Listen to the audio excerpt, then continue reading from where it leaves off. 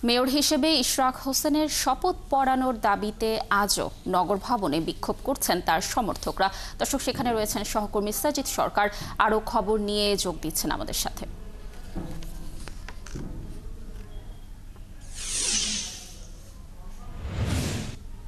সাজিদ, আজকের বিক্ষোভে যারা যোগ দিয়েছেন কি বলছেন আন্দোলনকারীরা জানাবেন, এবং সেই সাথে আগের দিনগুলোতে ইশরাক হোসেন সেখানে উপস্থিত ছিলেন, আজকেও কি তিনি আসবেন কিনা এ বিষয়ে কোনো তথ্য আপনি জানতে পেরেছেন কিনা জানাবেন, এবং সেই সাথে আজকের দিনের কর্মসূচিগুলো কি?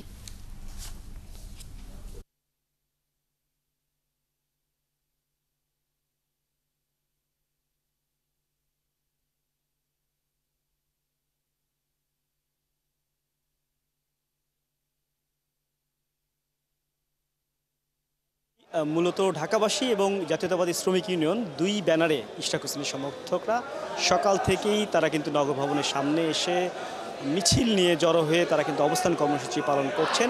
এবং এটি আমরা দেখছি ঈদের পর দ্বিতীয় ধাপে আজকে পঞ্চম দিন চলছে, এবং এই প্রতিটি দিনের যে গণ অবস্থান কর্মসূচি, সেই অবস্থান কর্মসূচিতে ইশরাক হোসেন তিনি কিছুক্ষণ পর আসবেন, এবং এই আসার আগ মুহূর্তে যে গণ অবস্থান কর্মসূচি সেটি প্রতীকী অর্থে তারা ব্যবহার করছেন। সেই প্রতীকী অর্থে যখন ব্যবহার বা এই গণ অবস্থান চলছে, সেই সময় নগর ভবনের এবং পুরো দিনব্যাপী অর্থাৎ গত এক মাসেরও বেশি হয়েছে নগর ভবনের কোনো ধরনের কার্যক্রম কিন্তু আসলে চলছে না, সব কিছু একেবারে বন্ধ। তবে একই সময়ে নগরীর যে ওয়ার্ডগুলো রয়েছে অর্থাৎ 70টি ওয়ার্ড, সেই প্রতিটি ওয়ার্ডে কিন্তু যারা কর্মকর্তা কর্মচারী রয়েছেন, বিশেষ করে ওয়ার্ডের সচিব, ইন্সপেক্টর থেকে শুরু করে সবাই কিন্তু আসলে তাদের কার্যক্রম চালিয়ে যাচ্ছেন।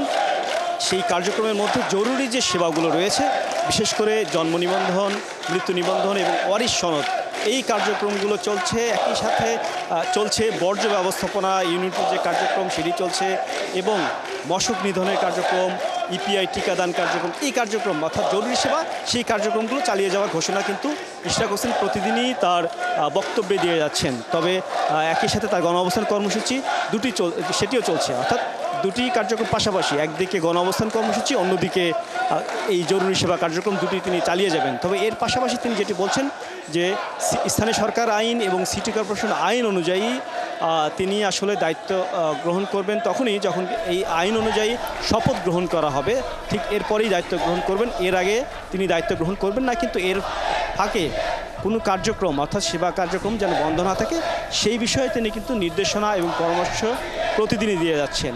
সেটি হয়তোবা কিছুক্ষণ পর এই গণঅবস্থান কর্মসূচি শেষ হলে গণমাধ্যমের সামনে তিনি তার প্রতিদিনের যে কর্মসূচি, প্রতিদিনের বক্তব্য, সেটি গণমাধ্যমের সামনে একেবারে পরিষ্কার করে যাবেন।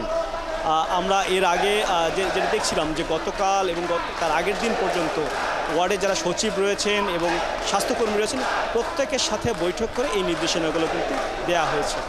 লাবণী।